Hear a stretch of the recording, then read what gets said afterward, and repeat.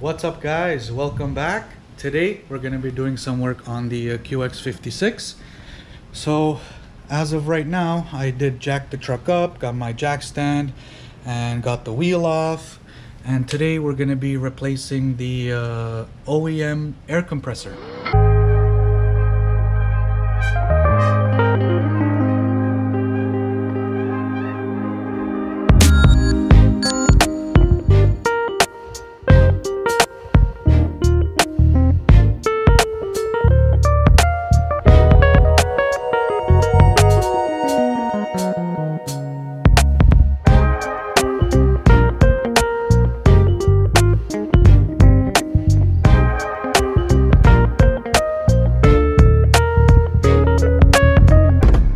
So as you guys know, last time we did go to my boy's shop and we installed the rear shocks. So I came back, I hooked up the trailer, and I heard the compressor come on. So I was like, all right, perfect, good to go. We should start filling these bags up. I went under the car as the compressor was running and we had nothing. So the compressor works. Obviously the sensors work, they're kicking on, they know what to do. They're telling the compressor, all right, time to go, fill the bags, but it's not doing it. So as you guys know, the condition under this truck is really bad. So I'm not sure if that's maybe one reason, but since factory, nothing has been pretty much changed under this truck. So my next logical step would be to replace the compressor. So it just came in this morning. So I kind of already opened it and checked it out, but this is pretty much it. This is the OEM compressor. So I did call Nissan parts, and I did want to get one off them, but they were asking like almost 600 bucks. So I went to Amazon and I grabbed this one for $250. So can't go wrong, half price. It's the exact same thing. And it's just a compressor, so all it does is compress air. So I thought we can kind of cheap out on this thing. Hopefully it works. So yeah, that's pretty much what we're going to be getting into today. It is a super humid day. I have my rag here. It is so crazily humid. It's about 40 degrees Celsius and it's kind of starting to rain. As you guys can see, it's like on and off. Rain, no rain, rain, no rain. So, well, I figured why not? We can do some work on the truck. And yeah, so that's what we're gonna be getting into today. So what I have to do is, it's pretty simple, I think. There's one bolt here and then one on the other side as well. They're really badly rusted out. So I don't want to take a chance when I did the same thing on these ones where kind of stripped the bolt and stuff. I don't even want to get into that.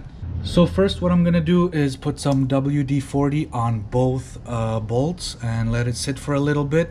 Let it do its thing before I attempt to take these bolts off. And then it's pretty simple. After that, we're going to remove the harness here and the main lines. And as you guys can see, I'm going to show you. So this is it. Let me turn on the light to see maybe if it'll help.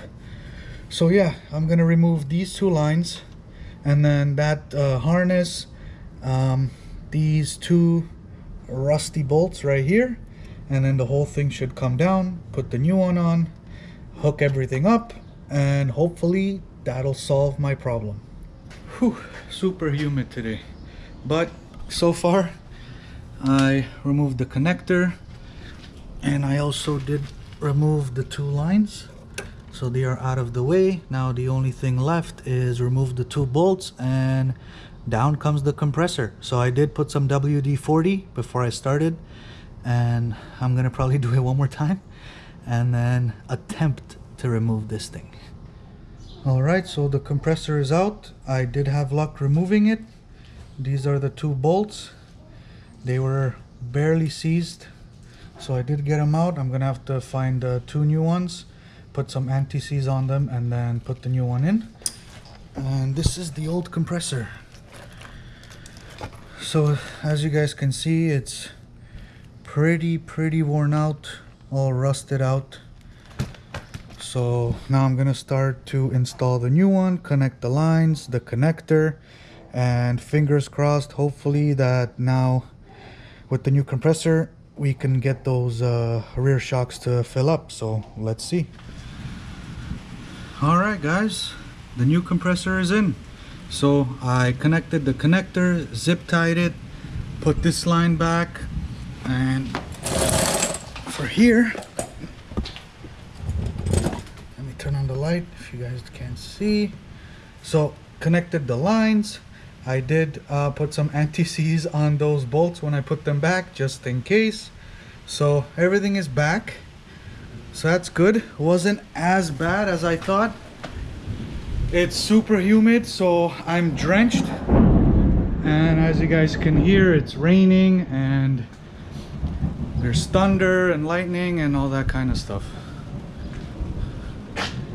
Yeah, not a good day to do some work on the truck, especially when I know that it's not easy working underneath this rusted old thing. But got it in, so that's what matters. All done. What I'm gonna do next is obviously put the wheel back, bring everything down, and if I do have some time, I do wanna strap the trailer on and see if these bags finally fill up. If not, it's back to the drawing board. But yep, so let me do that. I'm gonna put the wheel back on and jack it down, and let's see.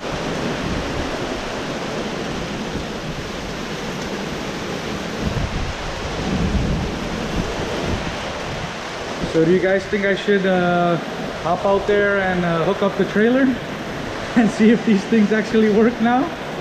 I don't think so. No way. I'm already drenched as it is, yes, but I'm not doing that. But yeah, other than that, I did want to show you guys, and I'm really curious to see if this thing actually does work now, if they're gonna fill up. But due to the rain, and now they're saying severe thunderstorm, I'm not going out there. But yeah, other than that, I got the wheel on and just got to get the center cap back on, and then tighten the screw, and then good to go. So holy cow,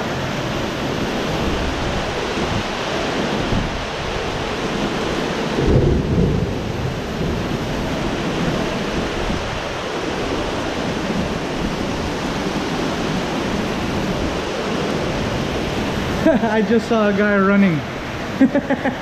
He went for a little run. Nice. But yeah, that'll pretty much do it for today's video. When it's a more drier day, I will try it out. I'm really curious, as are you guys. So that'll pretty much do it for today's video. Hope you guys enjoyed my little install. Now we're maybe one step closer for this compressor and all these suspension components to actually start working.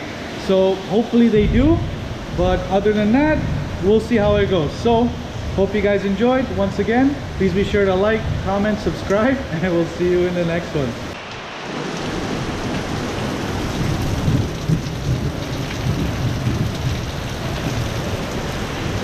All right. So a little update on the SI. So today I am also bringing it into K-Tune headquarters to see Rui. We're finally going to go through the whole thing, the wiring, the tune, everything. So today should probably be the day where we figure out what's going on, why it can't start, all those things. So today's the day. We're gonna find all those issues out and go through them. As for the transmission, we are still waiting for one of our suppliers that supplies all our parts and transmissions and whatnot, all those types of things. We're still waiting for him to get a transmission inspected for me. After that goes well, we probably will be dropping a transmission in here. Still waiting on that. When I get to Ruiz, what I did want to do, one thing before swapping the transmission, actually two things. So first thing, I want to put some K-tune shifter cables. These shifter cables have been in this car for pretty much the whole time. They're from factory, so pretty much around 225,000 kilometers on these shifter cables. So that might be one issue. They might be a little stretched. That's why it's kind of hard to get into gear. So I will be swapping out those shifter cables for K-tune shifter cables. That's one thing we can try out. Another thing, the second thing is that some transmissions take gear oil more better than others. So I did want to go and put some Honda gear oil just in case. I did want to try that out before we swap out this transmission. I want to make sure that we did everything we could to save this transmission without taking it out and putting a new one in before we actually do. So that's what I'm trying to do right now. We will do that today. So we're gonna get some shifter cables, we're gonna run through everything and then go from there. So I kind of did want to give you guys a little update on DSi, how things are going. This thing has just been sitting here and collecting dust. It's a really nice show car, right? It's been sitting here and pretending to be a show car when it's not. It's a race car. It's pretending to be a show car. So yeah, that'll pretty much do it for the update on DSi.